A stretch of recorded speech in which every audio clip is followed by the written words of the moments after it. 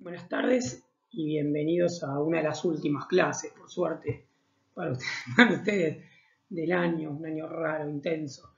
Bueno, en este caso, insuficiencia cardíaca, vamos a hablar de enfermedades, ¿no? De las enfermedades que la provocan. Saben que la insuficiencia cardíaca es un cuadro, se puede comparar con la insuficiencia respiratoria, ¿no? Es un cuadro producido por enfermedades que degeneran de alguna forma la capacidad funcional del corazón y del sistema vascular, y esto hace que no pueda abastecer de sangre con los nutrientes y oxígeno que necesitan los tejidos para realizar sus funciones metabólicas, lógicamente, ¿no? Entonces, como les decía, es un síndrome clínico de insuficiencia cardíaca. Un síndrome clínico, ¿por qué? Porque puede responder a muchas causas, puede ser originado por varias enfermedades, y en realidad se caracteriza por el conjunto de signos y síntomas derivados de la retención hídrica, ¿no? Y por un lado esto es lo más característico de la insuficiencia cardíaca, también de la hipoperfusión celular y, como les decía, que son secundarios a la alteración del corazón, ¿sí? Habitualmente lo que sucede, la consecuencia de la insuficiencia cardíaca, es que el volumen minuto no alcanza a satisfacer las demandas metabólicas del organismo. Entonces, un poco lo que les contaba antes, ¿no? En función de cómo funcionaba el concepto de insuficiencia cardíaca. Básicamente es una enfermedad que agrede a muchas personas, como ustedes ven, digamos, la padecen, o es un síndrome, como decíamos, que lo padecen muchísimas personas en el mundo, que es una de las principales causas de mortalidad, ¿no? Y que genera muchísimos gastos en salud. Básicamente estos son pacientes crónicos de evolución insidiosa, que habitualmente, digamos, no se mueren directamente por la aparición de la insuficiencia cardíaca, sino por la complicación de las enfermedades que esta provoca, ¿no? Y como viene la mano, digamos, con la vida como la conocemos, con todas las, perdón, me sonó el timbre, y con todas las características que tiene nuestra vida cotidiana,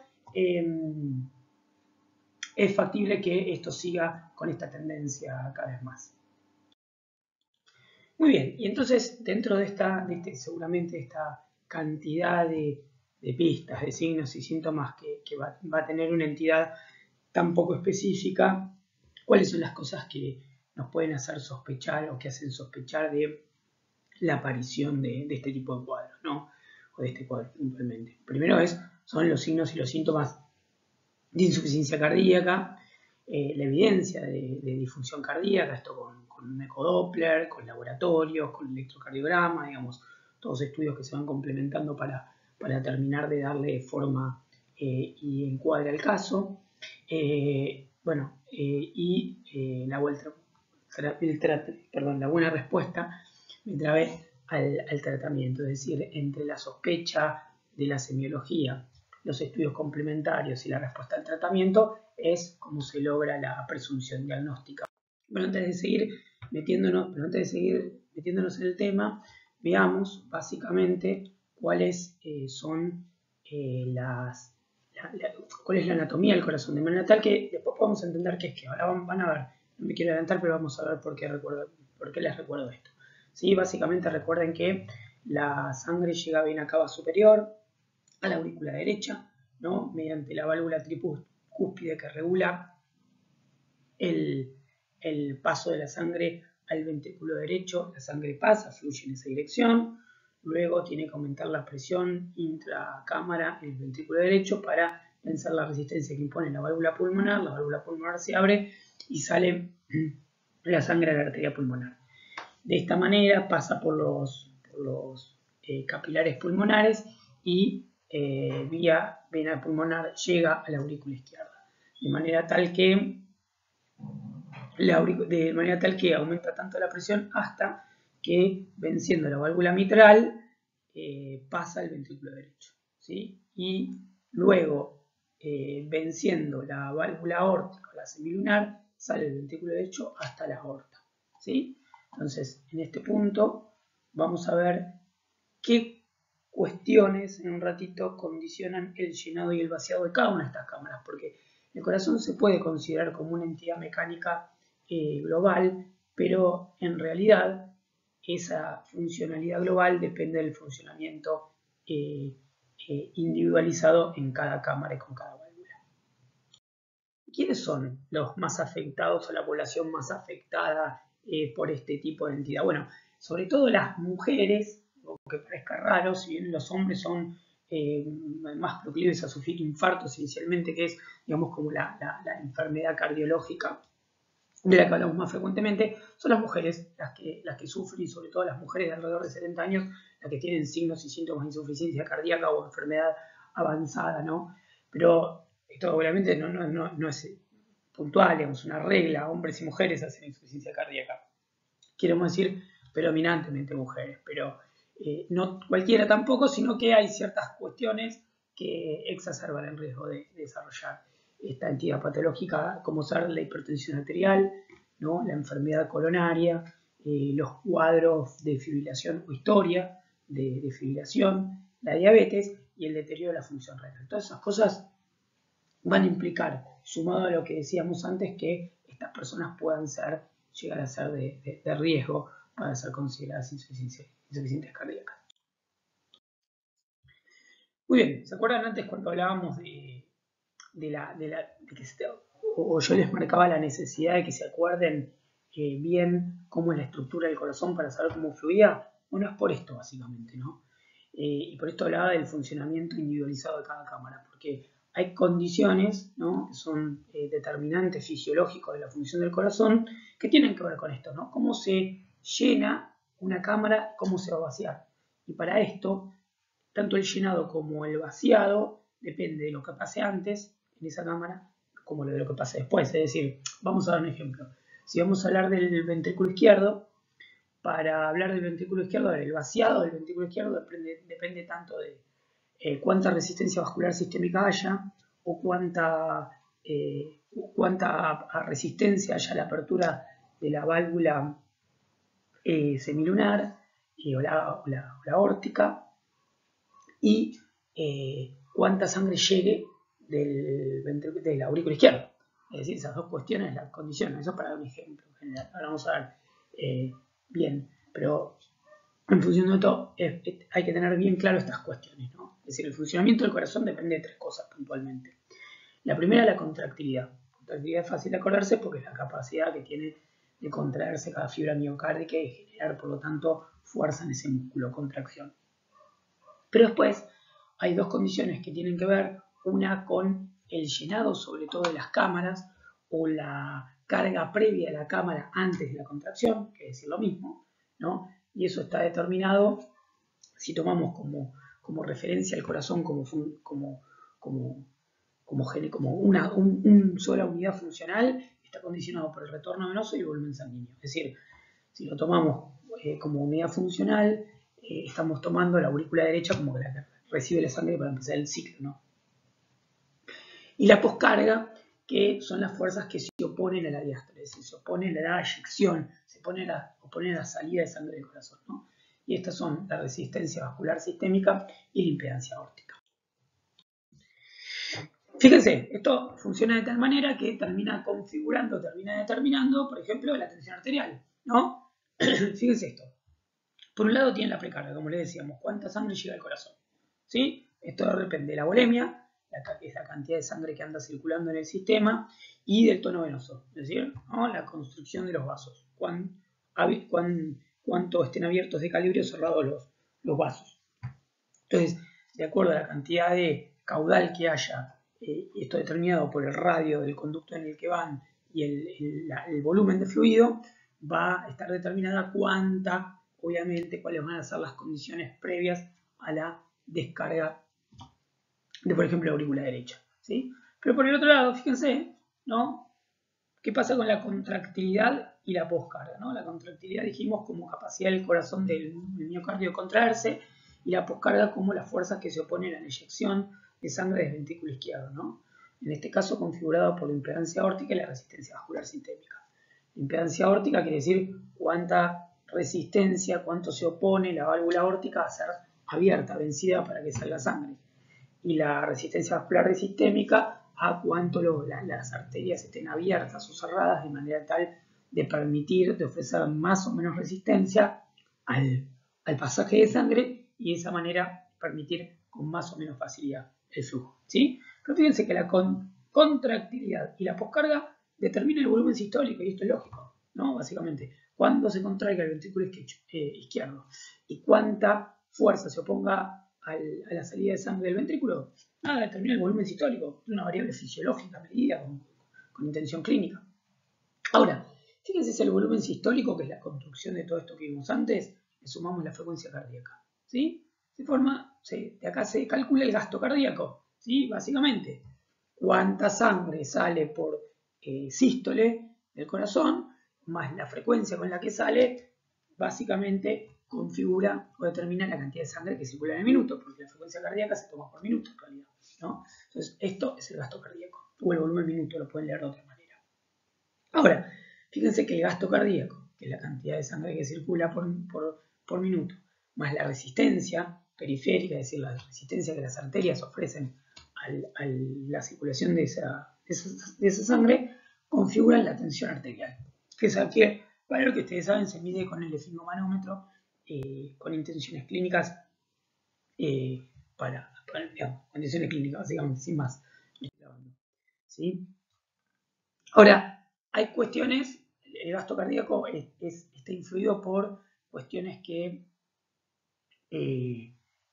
generan cambios sistémicos o estímulos, ¿no? O estados que pueden generar cambios sistémicos. En general, sobre todo cuando son estimulados el sistema nervioso, cuando se estimula el sistema nervioso autónomo, ¿no? El simpático y el parasimpático. Fíjense, ¿qué cosas aumenta el gasto cardíaco? ¿Qué situaciones? La ansiedad, algunas comidas, el ejercicio, la temperatura, vieron que a cuanto hace más calor uno tiene late menos, el embarazo y la adrenalina, ¿sí? Y lo que disminuye el gasto cardíaco son los cambios de posición, es decir, cuando uno se sienta o se para, las arritmias, digamos, hay algunas arritmias que alteran la contracción del corazón como suma de compartimentos que hacen al todo y de esa manera provocan caída del gasto cardíaco y las enfermedades cardíacas. ¿Por qué? Porque las enfermedades cardíacas sobre todo alteran o disminuyen la contractividad del músculo cardíaco.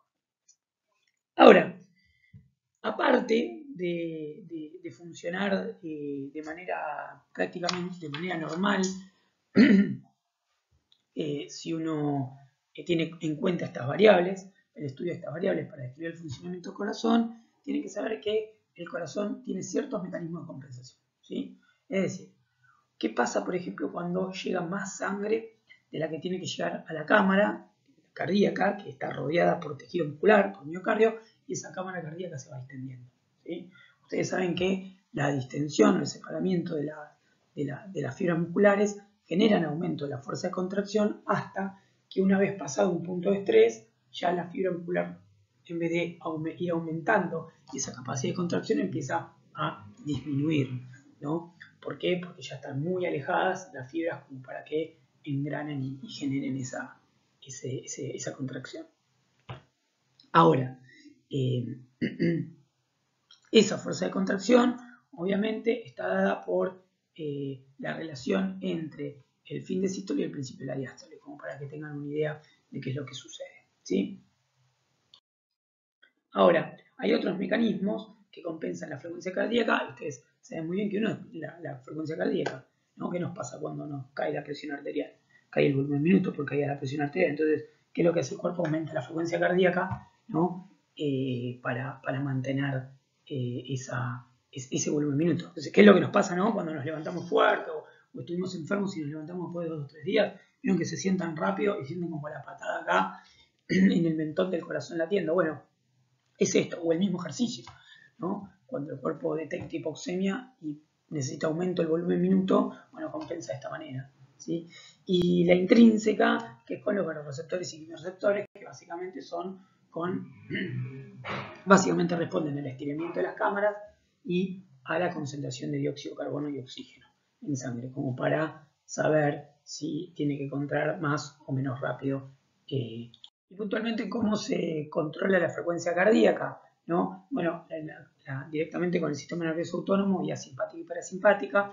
La simpática es la que produce aumento del efecto conotrópico o inotrópico. Básicamente, cuando ustedes vean que a un paciente se le está administrando drogas inotrópicas o conotrópicas, se están aludiendo a esto, ¿no? Que aumentan la fuerza de contracción del corazón y la fuerza de la velocidad de contracción, la frecuencia, ¿no? Está el neurotransmisor acá que genera este tipo de estimulaciones, la adrenalina. De hecho, van a ver que a las personas se les inocula la adrenalina directamente de bombas de infusión cuando tienen shock cardiogénico, por ejemplo, shock, ¿no? Y lo que provocan esto, ¿no? Más un aumento de la vasoconstricción periférica para sostener el funcionamiento cardíaco, ¿no?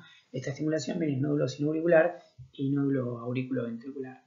Ahora, por otro lado, la inervación del sistema parasimpático es todo lo contrario, ¿no? El neurotransmisor es la acetilcolina y produce disminución de la frecuencia cardíaca. Básicamente, vía nódulo sinoauricular y nódulo auriculoventricular, más en las paredes ventriculares, que es donde están los quimio y vasoreceptores del sistema parasimpático.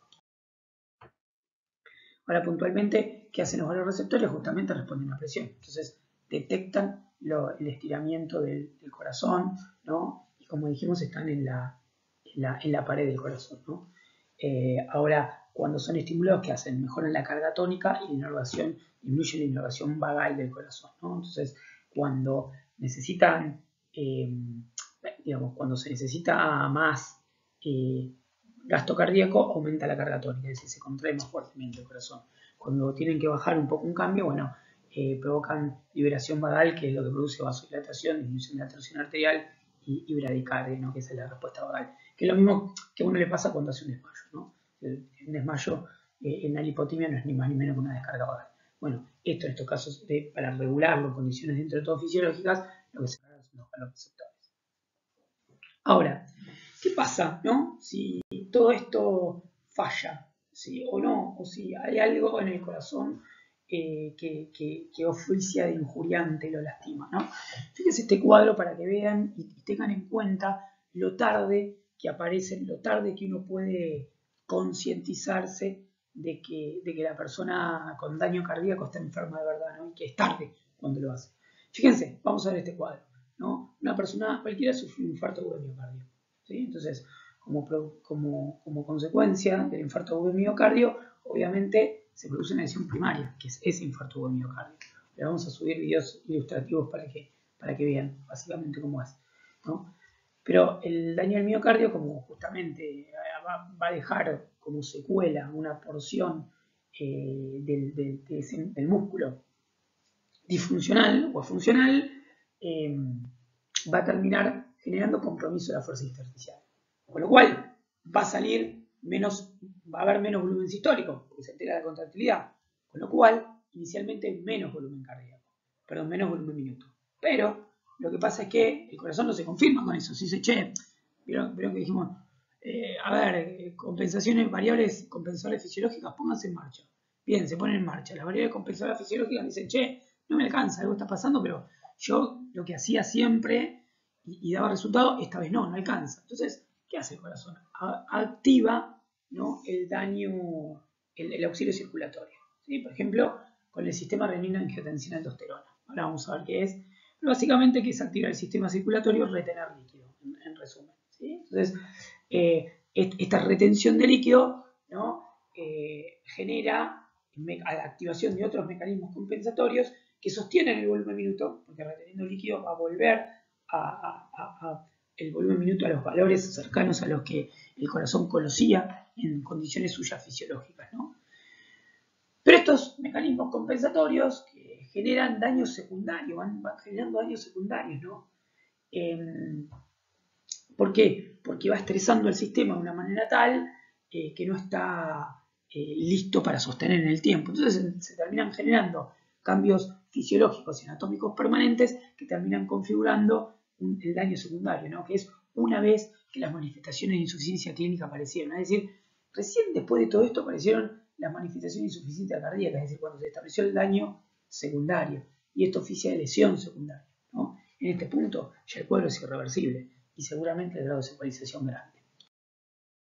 Les contaba recién del sistema renina-angiotensina-aldosterona, ¿no? Fíjense que es la activación, es uno de los auxilios circulatorios que se activan, tal vez el más importante, ¿no? Y sobre todo porque ese sistema gracias al que se retiene líquido, ¿no? Entonces, ¿qué pasa? Cuando el riñón detecta que hay cambios en el estado ácido-base compatibles con pérdida de volemia, ¿no? Genera angiotensina 1, que es precursor de la angiotensina 2, que estimula la corteza suprarrenal y activa la liberación de aldosterona.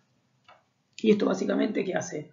¿No? Genera noradrenalina y retiene líquido. Es decir, por un lado, genera sustancias que constriñen más los capilares, las arterias. Pero por el otro lado, aumenta la circulación de agua. Y esto es porque aumenta la necesidad de ingesta, ¿no? Y porque disminuye la excreción o la eliminación del agua. Con lo cual, la persona se llena más de líquido. Y esto exige mecánicamente el corazón de manera tal que va a hacerlo enfermar definitivamente, ¿no? Ahora, vamos a ver puntualmente qué es el infarto agudo de miocardio, ¿no?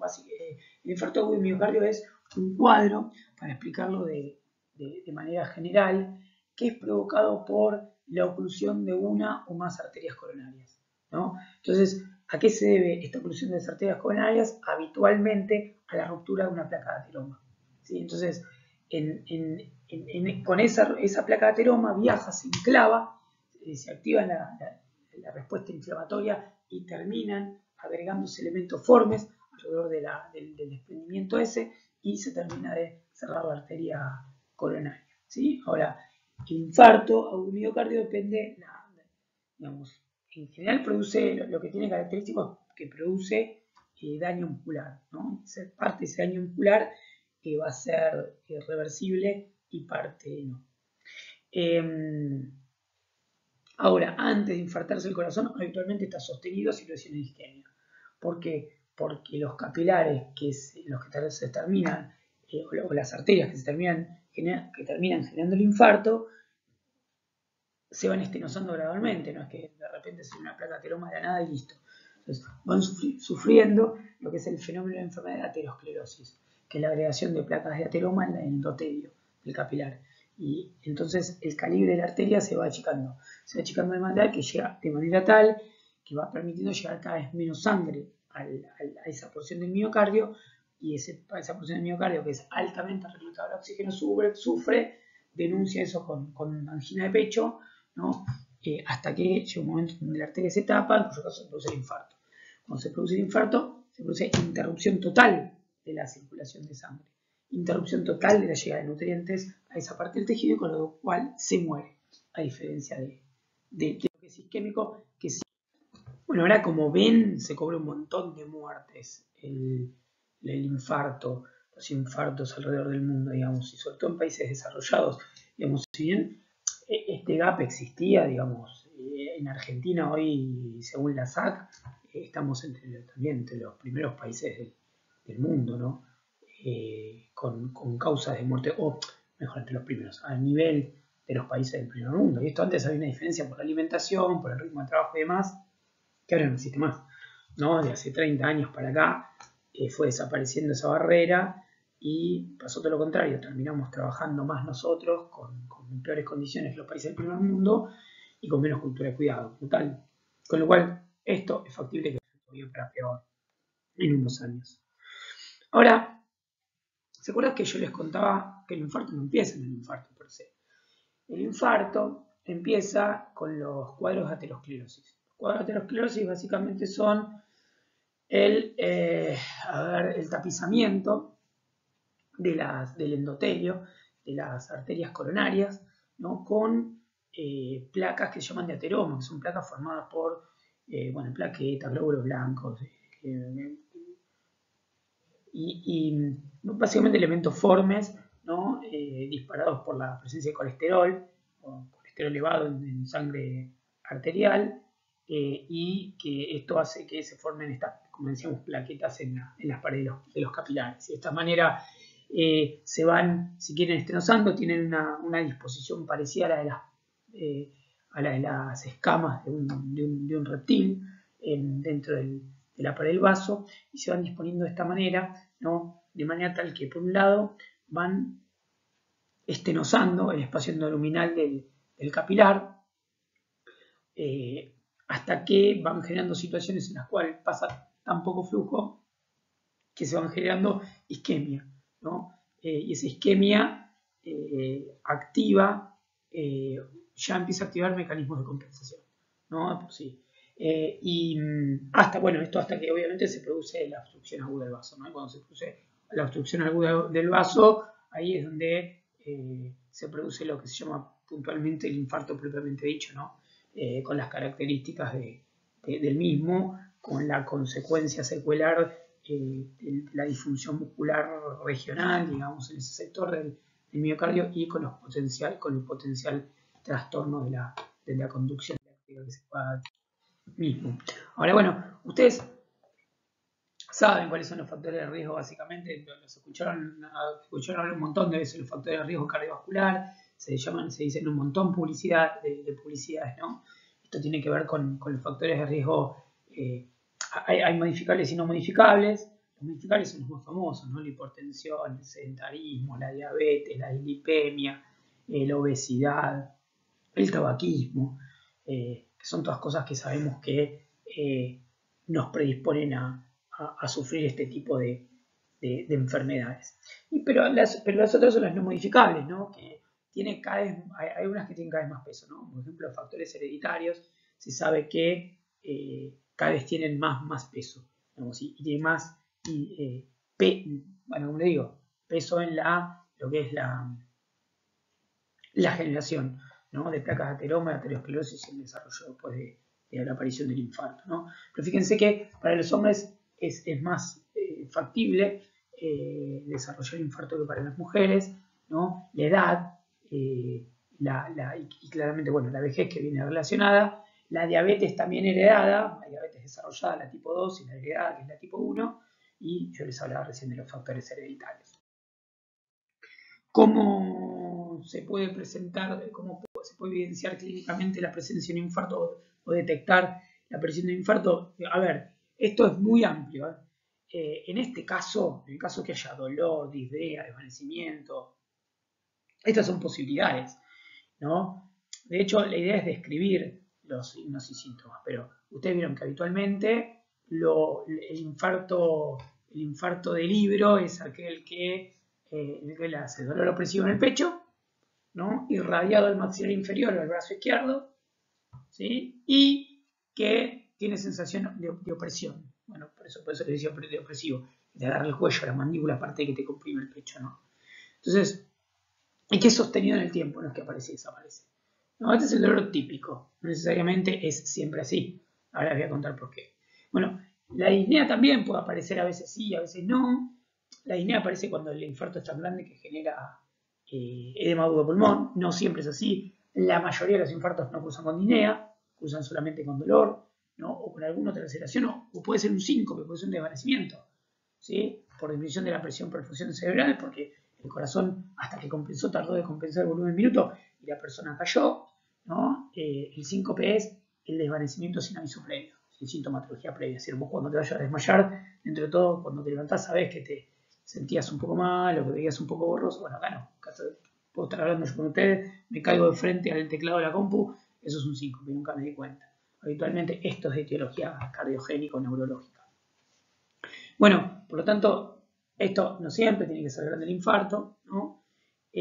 Bueno, si es muy grande el infarto, muy grande, es el shock cardiogénico, es decir, si el infarto es tan grande como para que el corazón no pueda seguir bombeando la cantidad de volumen minuto mínimo que los tejidos necesitan, aparece lo que se llama shock cardiogénico. Y si es más grande todavía, más proximal, o tapa una arteria coronaria muy grande, directamente hace desfibrilación ventricular y muerte súbita, que es la famosa muerte súbita que decimos, esta que decimos, no lo puedo creer, se murió de un bobazo. Bueno, es esto, es un infarto gigante que directamente genera muerte súbita, imposibilidad de bombear sangre al sistema y muerte de la persona que lo sufre.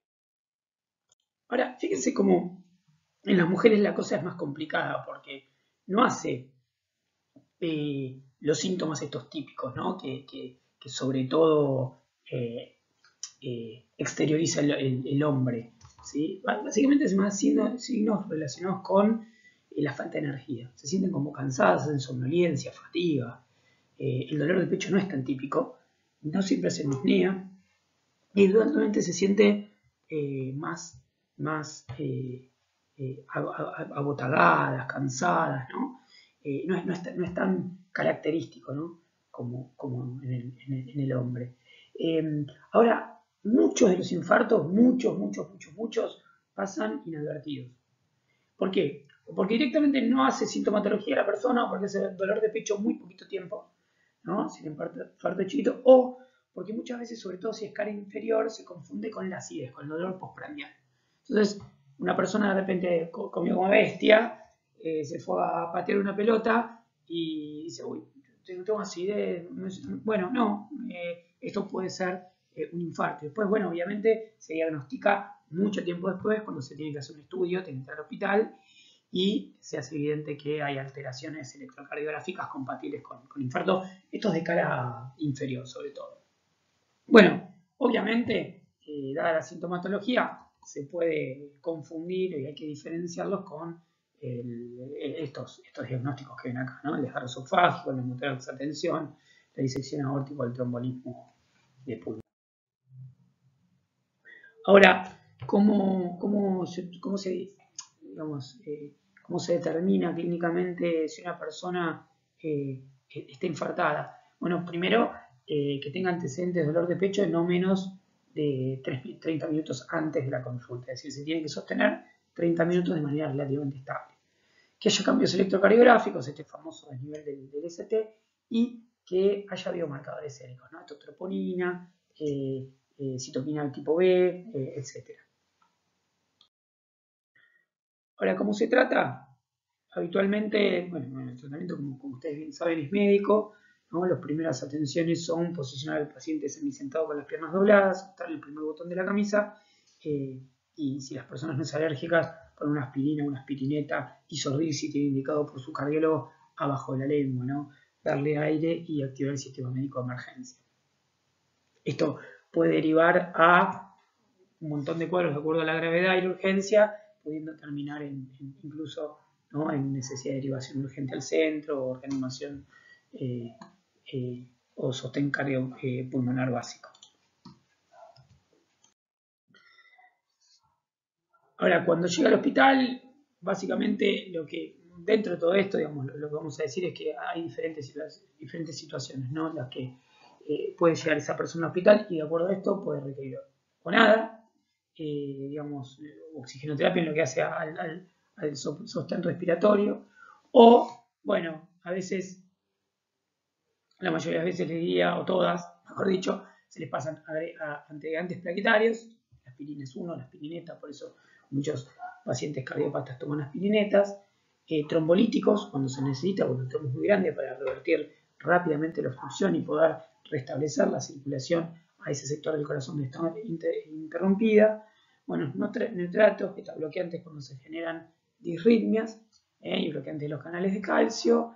Bueno, lo que se hace es angioplastia, no sé si se lo deriva de hemodinamia, en donde habitualmente se les pone una camarita, se los vamos a subir también al Classroom, una camarita en donde se inyecta un radioactivo que se puede ver con rayos gamma, y ese radioactivo con el enfoque de la arteria coronaria termina determinando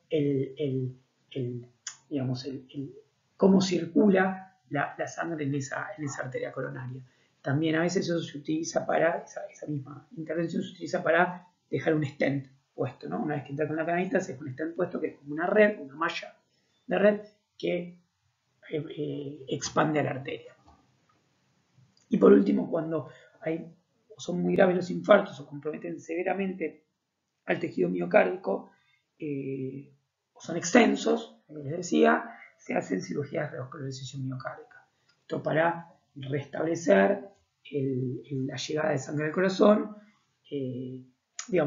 restablecerse en puentes que se hacen con venas o con arterias para saltear la obstrucción, ¿no? de la arteria. Piensen que está tapada la arteria en este punto, ¿no? se hace está tapada, perdón, este punto. Acá se sigue hasta acá, se saca acá un pedacito de vena y se hace una U saltándose al otro extremo de donde está la arteriocluida, lo más proximal posible a la obstrucción, de manera tal que se restablece la circulación en ese capilar. Por eso se usan puentes del brazo, sobre todo de la safena externa, de la femoral externa de la safena, de la arteria cuital, también de la mamaria interna, ¿sí? De esta manera se trata de restablecer la circulación sanguínea. Bueno, otra manera que el corazón se puede enfermar es cuando se enferman sus válvulas. Hasta ahora hablamos de la enfermedad del miocardio, ¿sí? Las valvulopatías son enfermedades que afectan, como les decía, a las válvulas y se clasifican en relación a cuál es la válvula que está afectada y el tipo de alteración que se genera en esa válvula, ¿sí? Es decir, si es estenosis o insuficiencia. Esto obviamente genera un cuadro de gravedad y pronóstico, digamos, variable, igual que el infarto, que varía acorde a la válvula afectada, el grado de afectación de esa válvula y la patogenia, es decir, el tipo de afectación de esa válvula. Es decir, esas tres variables hacen que, junto con la comorbilidad previa, anterior, se pueda determinar el pronóstico y la gravedad de una valvulopatía, ¿sí? Ahora, fíjense que las valvulopatías básicamente pueden ser estenóticas o de estenosis, que son cuando las válvulas no se abren, ¿no? Las válvulas habitualmente funcionan como puertas vaivén, ¿no? Si no se abren adecuadamente, ¿no? Se dice que esas válvulas están estenóticas. Ahora, la otra es que esas puertas que no se tendrían que vencer hacia atrás, empiecen a vencer hacia atrás, en cuyo caso se dice que están insuficientes, ¿no? En base a esta clasificación y al tipo de válvula que afecte, ya de por sí se pueden diferenciar diferentes tipos de valvulopatías. Entonces, lo que tiene de característico la valvulopatía es que, digamos, la estenosis genera, imagínense, aumento de la poscarga. ¿Sí? Obviamente, ese aumento de la resistencia a la salida de la sangre de la cámara, ¿no? Y la insuficiencia genera aumento de la precarga, ¿sí? De la poscarga para la cámara anterior. Es decir, si la válvula mitral está insuficiente, en realidad, como el ventrículo eyecta sangre hacia la aurícula también, porque no sale la sangre toda para adelante, ¿no? A ver, esto en función de que tendría que haber dos cámaras, dos compuertas que cierran la cámara, ¿sí? La válvula que está entre la aurícula y el ventrículo y la válvula que está entre el ventrículo y la vena o la arteria. Si esta válvula no cierra bien y esta válvula se abre, cuando la cámara eyecte, parte de la sangre va a ir por un lado y parte para el otro, ¿no? Diferente que si esta válvula cierra bien, acá no va a haber poder, no va a haber flujo porque la válvula no se abre, entonces la presión va toda en un sentido, ¿sí? En este sentido, las insuficiencias generan disminución de la poscarga de la cámara que se está eyectando y aumento de la precarga de la cámara anterior, porque la sangre que llega a la cámara se suma a la que no se pudo eyectar. En función de esto, ustedes pueden ver más o menos cómo funciona esto de las valvulopatías. Ahora, en el caso de la endocarditis, son patologías que alteran la pared interna del corazón o el endocardio, ¿no? Y se caracterizan sobre todo por la colonización en válvulas por vegetaciones. Estas válvulas pueden ser bacterianas o no, porque pueden tener células de fibrina, células inflamatorias, plaquetas, y no tener necesariamente ningún microorganismo que esté generando todo este lío. Entonces, de esa manera van a ver que las endocarditis, en esas colonias o en esas vegetaciones que se forman, ahí sí se van produciendo o se va encontrando un terreno propicio para la generación de microorganismos que terminan infectando el endocardio, terminan generando endocarditis, ¿no? Pero bueno, este es el caso de las infecciosas, como les decía antes, ¿no? Puede ser producida por virus, hongos o bacterias, y las no infecciosas son estos, son esta formación de estas vegetaciones que decíamos antes, que la mayoría de veces suele ser por los mismos elementos sanguíneos y se suelen generar por algún tipo de disritmia, se genera contracción anómala en el corazón y ahí se pueden generar coágulos inicialmente, alojar coágulos y después este tipo de vegetaciones o no, pero habitualmente esto es lo que le da origen a las infecciosas y habitualmente estas vegetaciones no infecciosas terminan agrediendo a las válvulas también, con lo cual termina generando una endocarditis que termina disparando una valvulopatía.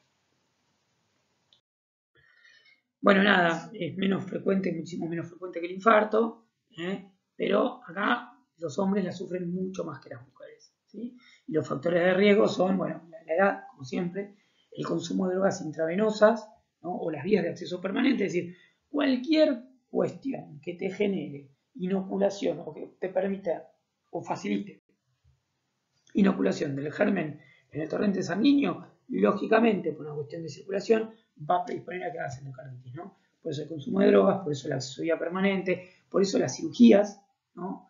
Valvulares o las dentales, por eso el debilitamiento valvular, ¿no? Bueno, nada, esto refiere, estuvimos hablando un tipo de etiología, dijimos que podía ser por virus, hongos o bacterias. Bueno, simplemente acá tienen las bacterias que las producen con más, y los hongos que lo producen con más frecuencia, son el estreptococo, la pseudomonas y la cándida. Bueno, como les decía, habitualmente los microorganismos se fijan en alguna lesión en el endotelio, o como les decía, en un trombo no infectado, un coágulo que se aloja ahí porque late mal el corazón, ¿no? Por lesiones valvulares, cuando hay lesiones valvulares o cuando hay como comorbilidad cardiopatía reumática. Estoy mal, vengo mal y no quiero regrabar esto en realidad. Salvo el timbre, que ustedes vieron que sonó el timbre y nunca entró el pedido Coto Casa. Bueno, está editado. Bueno, el cuadro clínico de la endocarditis se caracteriza sobre todo por síntomas poco específicos, ¿no? La persona tiene fiebre, cansancio, debilidad, fatiga, escalofríos, hay soplo cardíaco frecuentemente, un soplo cardíaco telesistólico habitualmente, pero no es lo más frecuente, ¿sí? Y, bueno, menos frecuentemente, de acuerdo al cuadro de gravedad de la lesión, bueno, pérdida de peso, sudoración, que tiene que ver también con la fiebre, mialgia, artralgia y palidez y lesiones de Janaway, que son lesiones en el pulpejo de las manos. ¿Cómo se diagnostica? Bueno, sobre todo con el hemograma y el hemocultivo, o el factor reumatoide en el caso que correspondiese, y el ecocardiograma, digamos. El ecocardiograma y el laboratorio son los determinantes. Después, obviamente, siempre ese es el interrogatorio y el examen físico, pero lo más determinante, bueno, el rayo de tórax, pero lo más determinante es el laboratorio y el ecocardiograma. Bien, ahora hablamos de daño en las válvulas, daño en el músculo, daño en el endocardio y como último para el daño la pericarditis, ¿no? Que es la lesión en la membrana pericárdica, la membrana que envuelve al corazón, que es símil a lo que es la pleura para el pulmón, ¿no? Y habitualmente en las pericarditis se producen inflamación del pericardio, que puede ser habitualmente por etiología viral o bacteriana, habitualmente en pacientes inmunosuprimidos, ¿no? No cualquiera se agarra a una endocarditis, habitualmente sucede esto, o le suceden este tipo de cosas a los pacientes inmunosuprimidos, ¿no? Y el cuadro clínico de la pericarditis sí ya es más característico porque se produce dolor torácico, ¿no? Dificultad respiratoria en decúbito supino, es decir, aparece ortopnea, bueno, tos seca, la tos es bien característica, pueden aparecer edemas miembros inferiores y ansiedad, pero no es del todo común, fatiga y fiebre, roce pericárdico, esto es cuando hay derrame, ¿no? Y cuando el derrame es más cuando se produce derrame por reacción inflamatoria y es más intenso, bueno, los ruidos cardíacos aparecen lejanos, ¿no?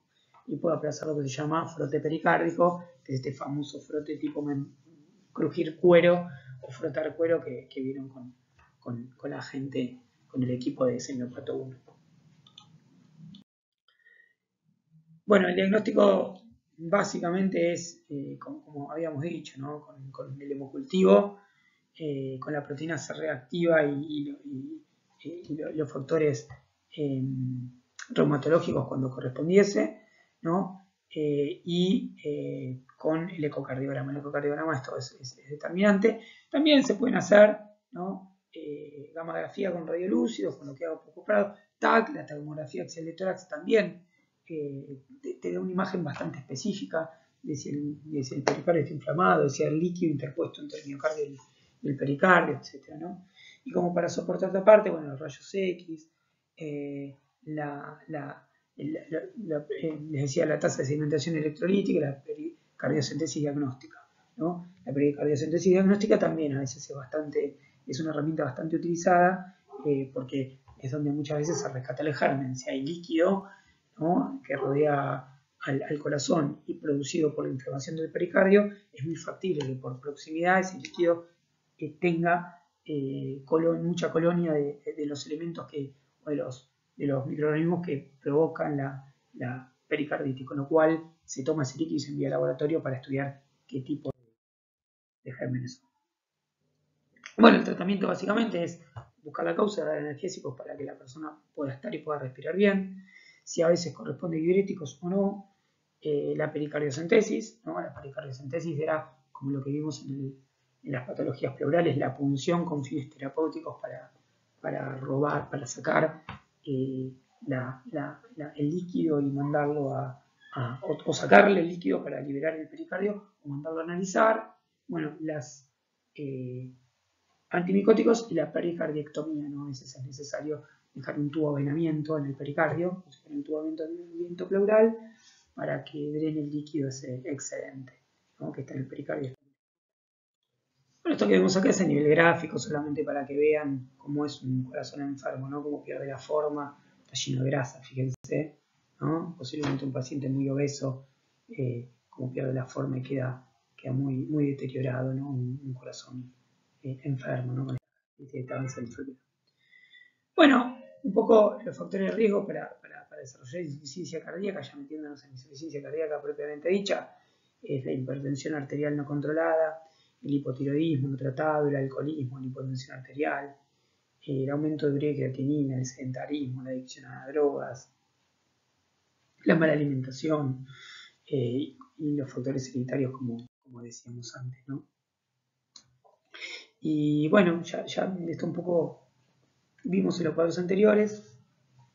Las fases evolutivas inicialmente son las que acá es donde actuar, ¿no? Donde una persona se posiciona entre el grupo de riesgo porque junta factores de riesgo, ¿no? La segunda es cuando algunos de estos factores de riesgo o todos se confluyeron para terminar de generar en la persona disfunción del ventrículo izquierdo, ¿no? Esto, acuérdense que en el medio de la fase 2, que sería la fase 3 y 4, que es la insuficiencia cardíaca clínica y la terminal, se activan los mecanismos circulatorios compensadores, ¿no? Y terminan apareciendo tardíamente los signos y síntomas que evidencian que la persona está sufriendo este tipo de cuadro y para los cuales ya es imposible revertir las causas, digamos, se puede mejorar la calidad de vida, pero las causas no, la enfermedad ya no se puede revertir. Entonces, fíjense que la lesión miocárdica directa, ¿no? termina produciendo alteración del llenado. Dijimos esto, se fibrosa el músculo cardíaco, por lo tanto disminuye la contractilidad, ¿no? Esto genera sobrecarga mecánica porque termina activando mecanismos de auxilio circulatorio que retienen líquido y eso sobrecarga, digamos, estira, acuérdense la ley de Franz Starling, sobreexige las fibras, sobre todo las del miocardio, cuando el corazón se llena demasiado líquido, ¿no? Esto lleva al proceso causal de disfunción ventricular ¿sí? La disfunción ventricular termina produciendo, es decir, si esto evoluciona, lo que quiere decir con proceso causal, es que desemboca en proceso de disfunción ventricular, es decir, ley de Frank-Starling, si vos vas llenando más una cámara cardíaca, va a ir aumentando de tamaño y va aumentando la fuerza de contracción, hasta que se estire mucho, ¿no? Y ya empieza a disminuir la fuerza de contracción. Es en este punto donde aparece la miocardiopatía dilatada, ¿no? La disfunción ventricular, ¿no? Que termina generando alteraciones hemodinámicas por la activación y establecimiento de los mecanismos compensadores. Ahora, para estudiar esto, ¿no? yo insistí mucho sobre la charla, sobre el ecocardiograma, se mide lo que se llama fracción de eyección, ¿sí? Es decir, que es el porcentaje de volumen ventricular diastólico que se expulsa en cada contracción, ¿sí? Que habitualmente es normal entre el 60 y 70%, es decir, básicamente un tercio, un cuarto, un tercio del volumen del ventrículo tiene que quedar después de una eyección normal en ese ventrículo, ¿no? Es decir, y todo lo demás tiene que ser eyectado. Bueno, este punto de corte de 65-70% es indicador de función ventricular, ¿no? Bueno, esto lo estuvimos hablando antes, con lo cual lo voy a pasar. Hay factores que, bueno, sobrecargan el volumen y la presión. Esto va exigiendo al ventrículo y puede hacer que caiga la fracción de eyección para cada una de estas operaciones, ¿sí? Pero también, aparte de esto, puede haber disminución en la contractilidad. De estas cosas ya estuvimos hablando. O limitaciones que no permitan el llenado adecuado de las cámaras cardíacas. Y en este caso, lo que no hablamos fue el taponamiento cardíaco, ¿no? En realidad sí, seguramente nosotros, digamos, lo hablamos seguramente ustedes también, el taponamiento cardíaco, que es toda situación en la que la presión del tórax envuelve el corazón y no lo deja llenarse de sangre para después eliminarla. Entonces, esto es el taponamiento cardíaco. Eso más las pericarditis constrictivas, que es cuando la membrana lo envuelve constrictivamente al corazón, o la miocardia hipertrófica, que era la que hablamos, limitan directamente el llenado. Pero bueno, básicamente todas estas causas pueden generar disminución de la fracción de eyección, ¿sí? Una caída de la fracción de eyección bajo el 40% habla de fracción de eyección, digamos, realmente alterada, ¿sí? Entonces, recuerden que todos los pacientes con insuficiencia cardíaca son hipertensos y tienen enfermedad coronaria. Todos, les diría, ¿no? El 99,8% de los pacientes, ¿no?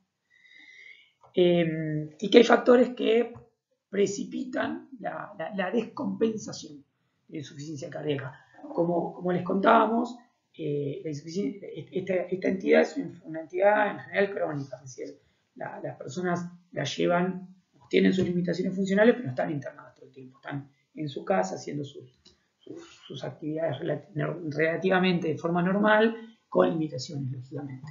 Pero si se exacerba, esto sí te puede llevar al hospital, ¿no? Habitualmente esto termina en un edema de pulmón, habitualmente la exacerbación. Entonces, ¿cuáles son los factores que determinan o disparan eso? ¿Sí? Fíjense, la reducción del tratamiento, ¿no? Así que vos te dejes de cuidar con las drogas que tomás, y lo mismo con las ingestas, ¿sí?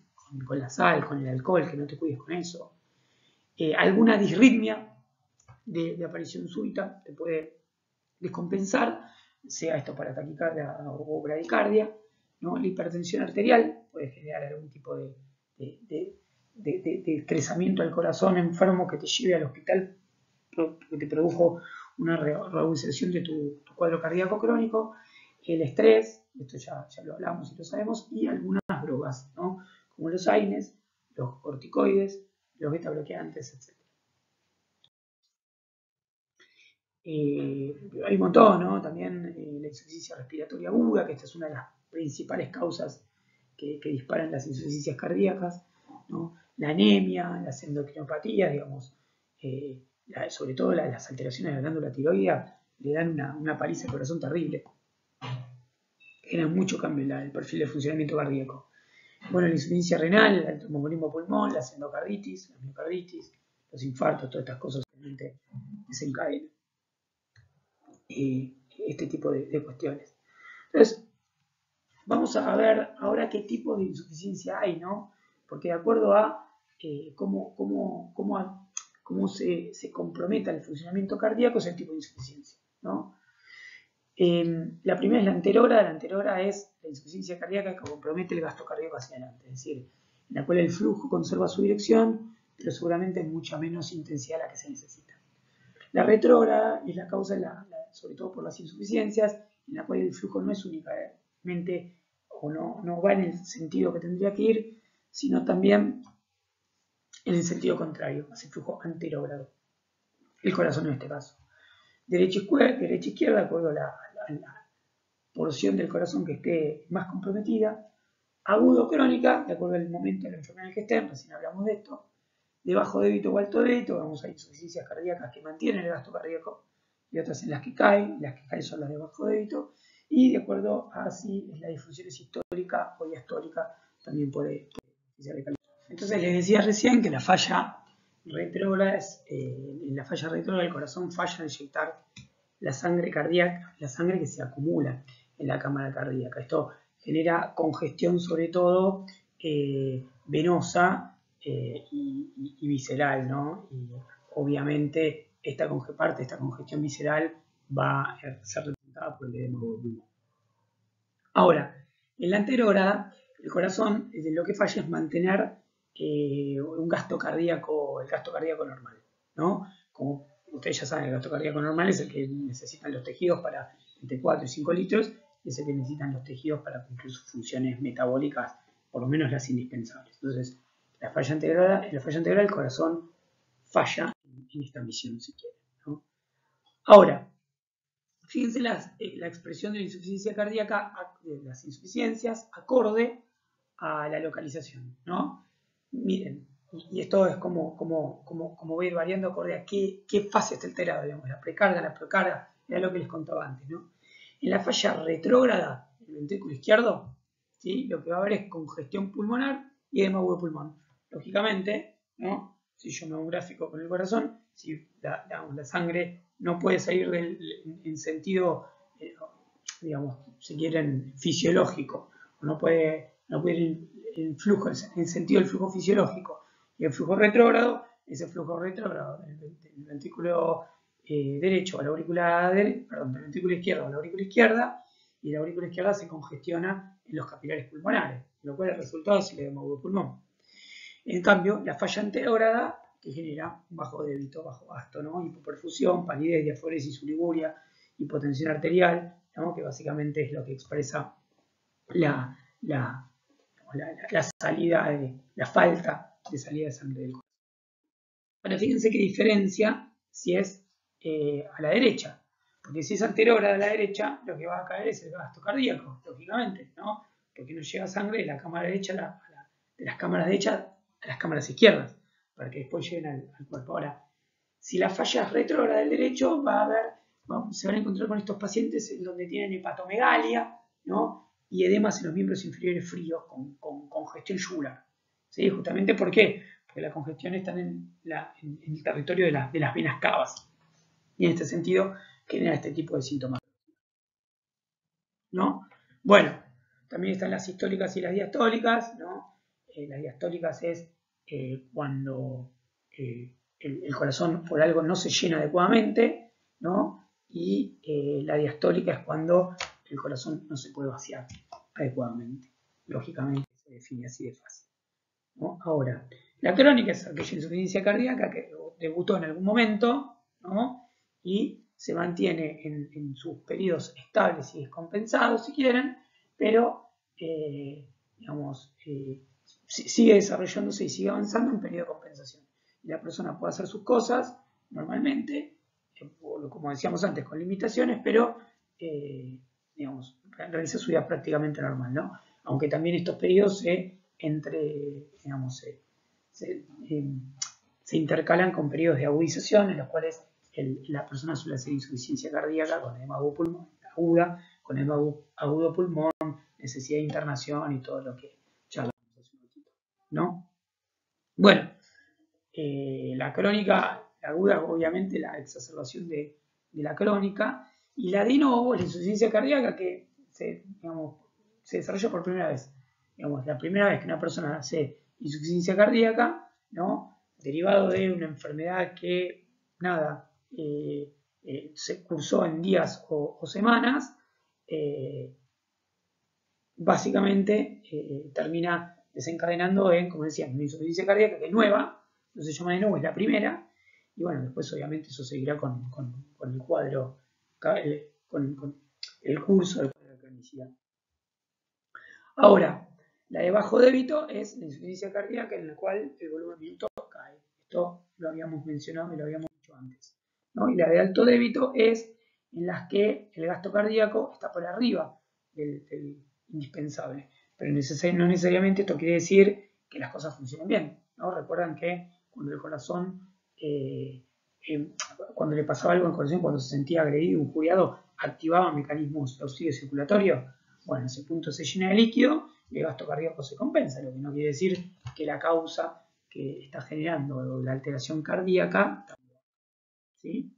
Bueno, de esto habíamos hablado también un poco antes, la disfunción sistólica, ¿sí? Cuando la contractilidad alterada, ya les había dicho, cuando cae entre el 40 al 45% por abajo, la fracción de eyección del 40 al 45%, estamos hablando de disfunción diastólica documentada con el ecocardiograma, ¿sí?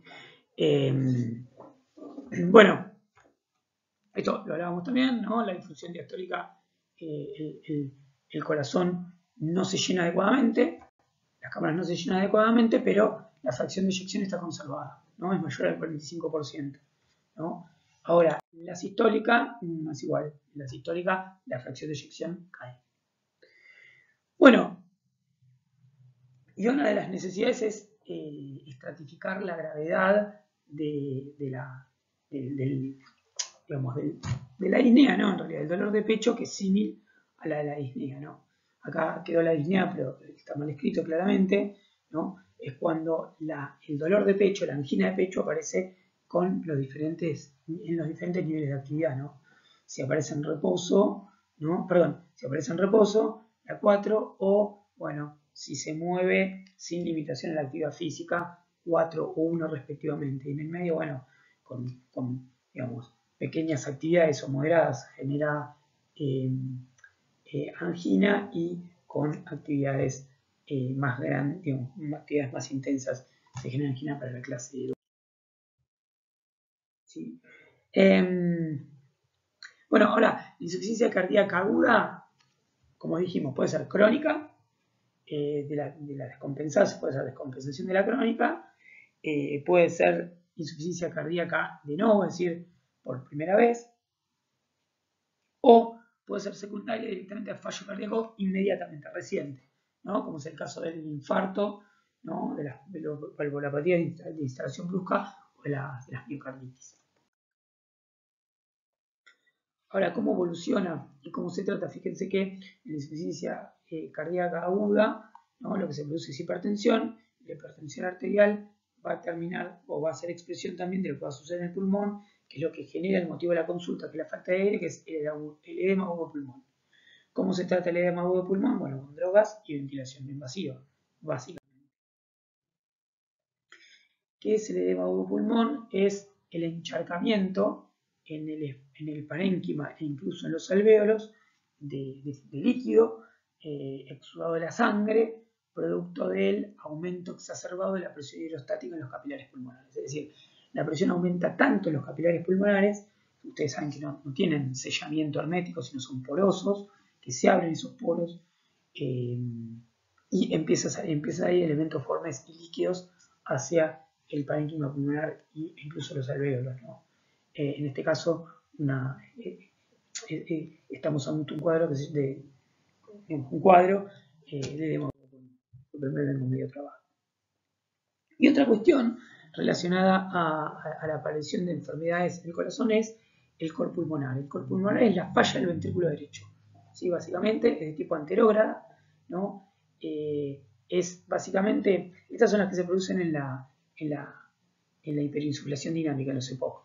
Los capilares pulmonares están tan comprimidos que el ventrículo derecho, que tiene paredes mucho más finitas que el ventrículo izquierdo, perdón, termina claudicando porque no pueden ser esas presiones exageradas que le imponen los capilares pulmonares.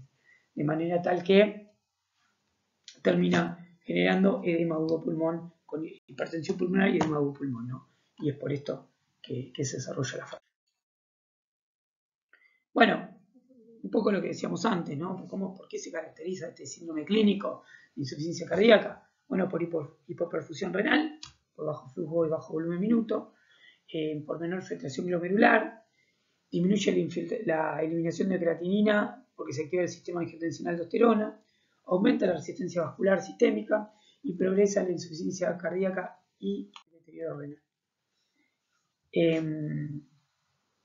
Bueno, los signos y los síntomas más comunes ya lo dijimos, ¿no? Ya hablamos que obviamente tal cual todas las enfermedades que vimos antes depende de la gravedad, pero habitualmente la disnea entre la aparición de pequeños esfuerzos es la más frecuente con algún tipo de sonido ocultatorio tipo sibilancia y el cambio de mecánica ventilatoria son los más comunes, la ingurgitación yugular si la persona está descompensada, pero también la nicturia, la depresión.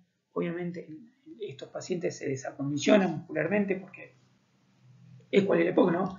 La limitación respiratoria los deja quietos y el estatismo y el sedentarismo les termina destrozando los músculos que le quedan, así que cada vez se van sintiendo peor porque cada vez la condición clínica.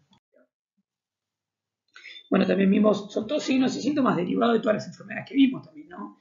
Edema periférico, ascitis, que es la acumulación de líquido en el abdomen, ingurgitación yugular, rales crepitantes, sobre todo en la proyección de los lóbulos inferiores, hipotensión, hipertensión, taquipnea, a veces persistencia del tercer ruido cardíaco, a veces cuando baja mucho el gasto cardíaco, disminución de la tensión de pulso e hipoperfusión tisular son las cosas que más frecuentemente se ven.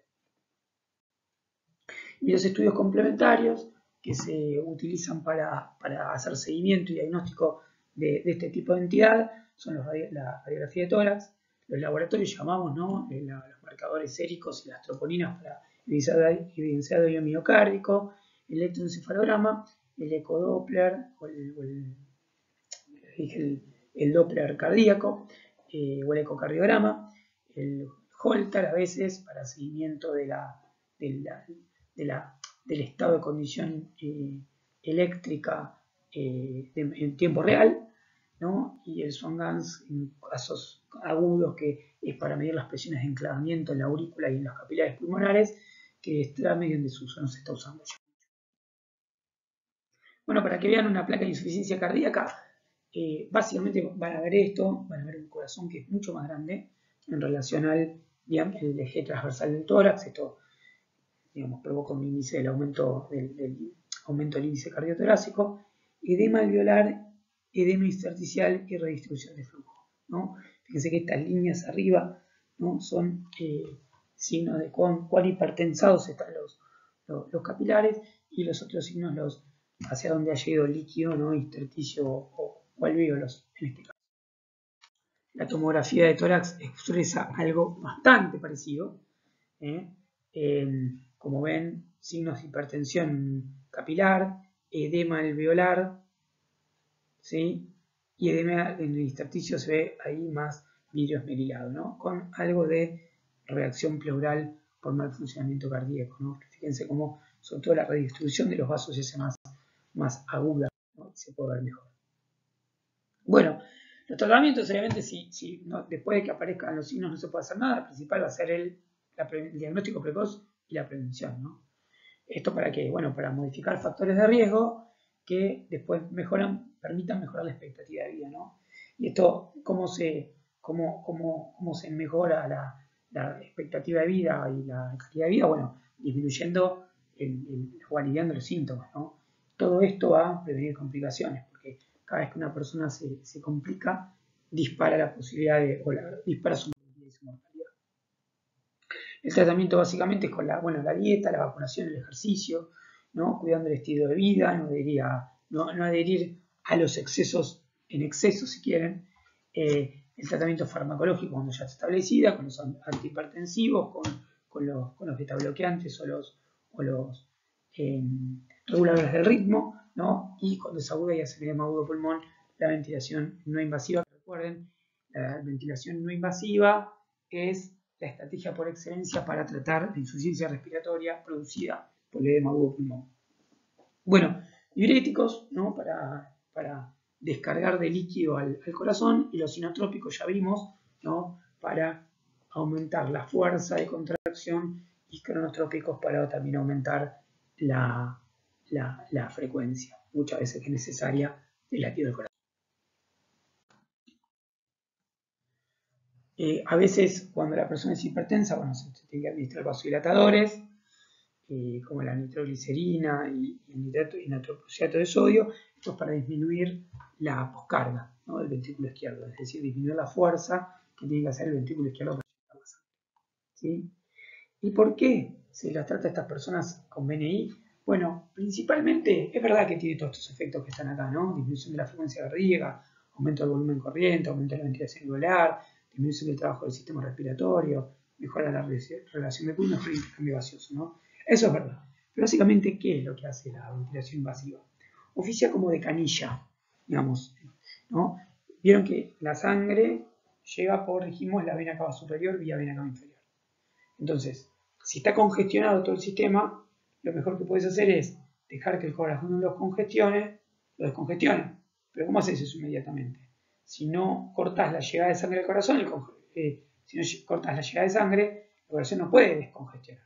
Lo cual, tenés que cortar la llegada de sangre para que el corazón pueda, ¿no? descomprimir o descongestionar toda la zona en la que hay congestión sanguínea. Con lo cual, la BNI aumenta la presión intratorácica comprime la vena cava inferior, y eso hace que disminuya la precarga del ventrículo derecho, con lo cual va a terminar disminuyendo la precarga del ventrículo izquierdo también, y se va a mantener la poscarga. Ahora, esta diapo está mal, no le den bola. Básicamente, lo que pasa es que si no intervenimos con BNI, el cuadro rápidamente no se va a poder revertir, ¿no? Y esto es muy factible que termine en necesidad de intubación orotraqueal. Aparte que la persona va a estar sometida a una situación de disnea horrible, que por ahí no tiene sentido que sufra. Pero básicamente esto pasa lo que les decía, ¿no? La presión positiva en el tórax disminuye el gasto cardíaco, esto hace que disminuya el retorno venoso, y esto le da tiempo, con las drogas que se le den, al corazón en descomprimir esta circulación, esta congestión, ¿no? Circulatoria de sangre. Así que bueno, esto todo es una clase bastante pesadita. Así que yo sé, los voy dejando tranquilos para que sigan con los profes de cada comisión y puedan ir aclarando dudas. Bueno, ojalá que haya sido un año bueno para todos y que lo cerremos todos lo mejor posible. Bueno, que estén muy bien, me despido. Ahí me escuchan por última vez ya, por lo menos por el momento. Hasta luego.